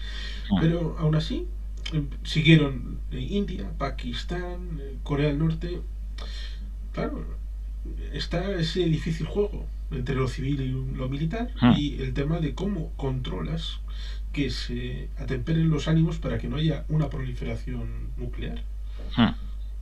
Bueno, se ha llevado bastante bien en la época final, cuando Reagan y Gorbachev se ponen más o menos de acuerdo y vamos viendo el final de la Guerra Fría, más o menos se ha llevado bastante bien casi hasta ahora. Solo se salió un poco del control, ha sido Corea del Norte en los últimos 5 años, podríamos decir. También es verdad que parece que el que está allí está un poco ido de la cabeza y más tarde o más temprano pues alguien debería meterle mano, pero bueno, mientras no llegue más lejos, pues me imagino que todo el mundo está ahí aguantándose. Es el peligro que había. A lo que ahora hemos vuelto, para mí ahora estamos en una nueva Segunda Guerra Fría con la invasión de Ucrania por parte de Rusia. Ya Rusia ha amenazado con usar armas atómicas y subir la apuesta, cada dos Lo por cual tres nos están ciertamente amenazando sería con ello. lo cual sería horrible en tanto en cuanto Pues sí. sería cambiar la concepción de un arma de disuasión a un arma Mm, de uso táctico. Es decir, me va sí. mal la guerra en el terreno de Mm, combate y por lo tanto yo cambio la idea a que puedo cambiar como un pulso. Puedo cambiar mm, el curso de la guerra utilizando el arma. Pero claro, al hacer eso, estaría diciéndole a Japón que es bueno tener arma nuclear, a mm. Taiwán que es bueno tenerlo, a Arabia Saudí que es bueno porque Irán querrá tenerla y luego Turquía querrá Claro. tenerla y Egipto querrá Bueno, a todo el tenerla. mundo. A Claro, todo el mundo te sale realmente. una lista creciente que va sumando países y Mm, por no hablar de que Brasil la querrá, de Mm, segundas las querrá Argentina, luego México también evidentemente querrá la suya, y claro. ya vas a Nigeria, vas a un montón de países que dirá que hay de lo mío. Mira, esa teoría es la que precisamente defendía De Gaulle. De Gaulle es esa teoría la que él defendió y por eso nuclearizó Francia, militarmente hablo, no la industria civil que tienen, nuclear, y era eso, que si no tengo armamento nuclear a mí no me van a respetar. Y parece ser que no le faltaba razón. Vamos a ver cómo acaba esto. Yo no creo que, que vaya a lanzar nada. Podía haberlo lanzado ya y no lo ha hecho. Y para mí es un farol. Putin puede ser lo que quieras, pero no es un loco, puede ser un egocéntrico, un autócrata, pero no es no es y una mala persona, obviamente, no es que sea muy buena gente, pero no es un psicópata como podría ser Hitler, que si tuviera el botón a mano lo hubiera usado en el 45, o Stalin, que si le hubieran apretado mucho lo hubiera usado también. Seguramente en la crisis de Cuba estaba Khrushchev, si llega a estar Stalin hubiera apretado el botón. El Putin yo creo que no es ese tipo de persona. Lo único que no sabemos el que venga detrás. Hemos empezado otra nueva guerra fría, pero bueno, de momento ahí están aguantando. Si lo que estamos viendo ahora es un enfrentamiento de nuevo de países interpuestos, igual que ocurrió durante Vietnam o en Afganistán. Rusia se ha metido en una guerra, ha invadido un país y Estados Unidos y el resto o parte de sus aliados, porque no están todos en ese grupo, pues están apoyando al enemigo de mi enemigo. Ucrania es una democracia, entonces pues tienes una mejor excusa, pues es una democracia imperfecta, pero bueno, como lo son todas, incluyendo la nuestra donde estamos, no somos perfectos y si nos ponemos a buscar tres pies al gato, todos tenemos cosas malas, pero en este caso es una guerra proxy, igual que Rusia apoyó a Afganistán o le daba armas cuando estaba Estados Unidos allí metida, hasta no hace tanto, y Estados Unidos apoyó a los mujahidines y los talibanes, bueno, perdón, a los mujahidines, no los talibanes, cuando estaba la Unión Soviética metida en Afganistán. Pues es lo mismo, volvemos a lo que ocurrió durante toda la Guerra Fría, en este caso a gran escala, pero es lo mismo que ocurrió en Vietnam. Cuando ocurrió Vietnam, Rusia o la Unión Soviética apoyaba a Vietnam del Norte y China también. Y estás en lo mismo, una gran potencia se ha metido en una guerra y sus enemigos, en este caso, pues están apoyando a su contrario. Y es en lo que estamos. No creo que vaya a llegar a nada más, porque sería la destrucción del mundo, lo de lanzar una bomba táctica. Una bomba táctica son 50 kilotones. Hiroshima fueron 16 y Nagasaki fueron 22. No hay bombas tácticas que oyes por ahí algún comentarista de 0,1 kilotones. Ya no existen. Esas eran las bombas tácticas de artillería. Se destruyeron todas con los tratados de reducción de armas de los 90. No los tiene ni Occidente ni los tiene Rusia. Ya no hay bombas que se puedan lanzar de artillería con tan poca potencia. Las bombas ahora son misiles tácticos de eso, entre más o menos la mayoría tienen la espoleta están regulados a 50 kilotones y por ahí andarán. 2 veces Hiroshima y 2 veces Nagasaki, según donde la lances, y la contaminación va a quedar ahí, va sin utilizar una gran parte del país. Y espérate, porque claro, cuando tú lanzas unos misiles que llevan cierta trayectoria, eso lo detecta el del otro lado. Y según de amenazantes los vea, puedes recibir tu dosis también media hora después en tu casa, después de haberlo lanzado. Es meterse en muchas complicaciones.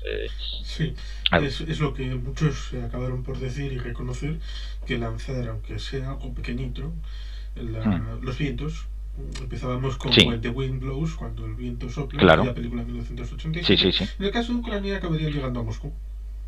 Sí, sí, sí. Es que el viento en esa zona va hacia allí. No, es lo que pasó con Chernóbil y el viento mayor fue hacia allí, tocó Suecia, pero subió hacia el noreste y después subió hacia el Ártico, tocó Suecia, Noruega, pero lo gordo se lo comió lo que es todo la Rusia central, Bielorrusia, Moscú, toda esa parte de ahí se lo comieron. Y les pasaría lo mismo otra vez. Pero bueno, yo no creo que lleguen a eso porque en caso de una guerra generalizada nuclear, todo el mundo acabaría la vida en la Tierra. Ya está. Hay veces que oyes gente de Hispanoamérica que, que hablan de que los europeos, que no sé qué, y os vais a comer las bombas. Es que por desgracia las bombas, en caso de que se empiecen a lanzar, hay un montón de objetivos en América del Sur, en África, en Asia, y si se lanzan las bombas se van a lanzar a todo el mundo. No, la guerra no va a quedar reducida a Ucrania en dos lugares de allí, a Kiev y Kharkov.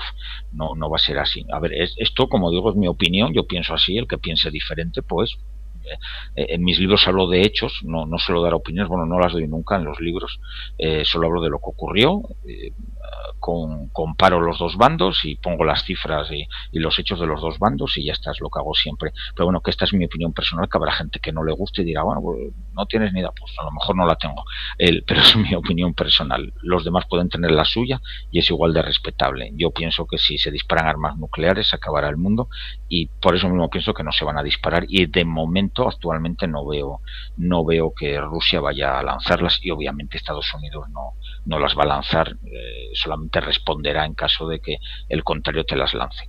Es la política que tiene Estados Unidos realmente. Y Rusia también tenía esa política, pero es cierto que las políticas las puedes cambiar en un momento, no necesitas permiso de nadie. Aunque el que aprieta el botón quiera hacerlo, ya es suficiente. Pero bueno, esperemos que no veamos el final del mundo que has puesto ahí en la imagen. Sí, se parece bastante en la Mm. pesadilla aquella de la película Terminator 2, ¿no? Aquella que Sí, tenía también, Sarah sí, Connor en el año sí, 1997. Resulta curioso sí, porque hemos sí, pasado hace bastante, hace ya 26 años, más de 26. Sí, bueno, sí, 26 concretamente. sí. Con lo cual, Sí, y estaba bien hecha esa escena porque yo y mucha gente que ha visto explosiones nucleares, vídeos de explosiones nucleares, de pruebas nucleares reales que se pueden encontrar, no sé si en YouTube estarán, pero bueno, yo por circunstancias vi alguna película de esas real, de pruebas, y es clavado, vamos, lo hizo bastante bien el James Cameron, se enteró cómo hubiera sido y está muy bien recreado cómo sería una explosión nuclear y sería así. Sale en el día después también, con menos medios por los sí. efectos especiales de la época, pero bueno, te lo muestran bien. Sí, la película esa de los años 80 tuvo impacto en socializar cómo tendría ese Hmm, elemento de afectación a la población civil para que viera que, oye, esto no es una cosa de los militares, esto claro, sería para todo el mundo. Pero sí, sí, sí, esperemos que así es. solamente quede el asunto para frikis, para gente que le gusta la Hmm, historia, para diseccionar, bueno, en este momento, en los años 50, en los 80, en el comienzo eso del es. siglo XXI y para de contar. Que todo sea para los libros. Como por ejemplo el tuyo, que la gente Por puede ejemplo, el ir mío. a leerlo a Sí, través de las diferentes páginas. Seguro que con meter el nombre en Google le llegará a sí, algún sitio sale, donde sí, pueda sí. cogerlo. Sí, las armas nucleares de la Guerra Fría y lo pueden encontrar. Habla sobre todo de las armas y de todos los centros de mando, todo lo que era las estaciones de radar, los búnkeres, las comunicaciones, los submarinos nucleares, los bombarderos, un poco todo el material que se movía alrededor de ello y un poco la historia de todo este mundillo de la Guerra Fría, que por desgracia lees el libro hoy en día y te suenan muchísimas cosas porque no hemos abandonado el mundo de la Guerra Fría, ese mundo militar de la Guerra Fría y ahora se ha vuelto a poner de moda y volvemos a las tiranteces que vivimos cuando éramos jóvenes muchos de nosotros y que esperemos que acabe pronto y con el menor número de bajas posible y que todo vuelva a su cauce. A ver si hay suerte, pero eso no depende de nosotros, depende de, de Putin sobre todo, a mi modo de ver. Si él quiere se acaba. Es el primero el que puede decidir cómo termina esto. Esperemos que lo haga. A ver en qué acaba todo esto. Pues muy agradecido de haber tenido este conversatorio y ciertamente a los que hayan llegado hasta aquí pues pueden dejar los comentarios que consideren oportunos y si hay oportunidad pues ya volveremos con algún otro tema. Que, Sí, como interesado has confesado que tienes muchos hobbies e intereses, pues seguro que coincidiremos en alguno que otro. Seguro que sí. Se te ve también que a ti te gustan estas cosillas, o sea que seguro. Pero bueno, un placer y darte las gracias por traerme aquí, darle las gracias a los que nos vayan a ver o nos estén viendo y nada, me pueden seguir si quieren, ahí está mi Twitter ID Azurwriter. Vamos, no porque me sigan, porque yo no gano nada en Twitter y me da igual tener 1000 seguidores que cero, pero bueno, que si alguien tiene alguna pregunta, alguna duda, pues ahí se la puedo responder sin ningún problema. Procuro responder a todo el mundo que me escribe y bueno, lo que esté en mi mano pues lo intento hacer. Lo que no esté pues obviamente no puedo, pero bueno, que aquí ahí me tienen y me tienes tú también para lo que deseéis, menos para pedirme dinero, que de eso no tengo, o tengo lo justo, para el resto, para lo que haga falta no hay ningún problema y un placer estar aquí contigo. Sí, igualmente, un placer.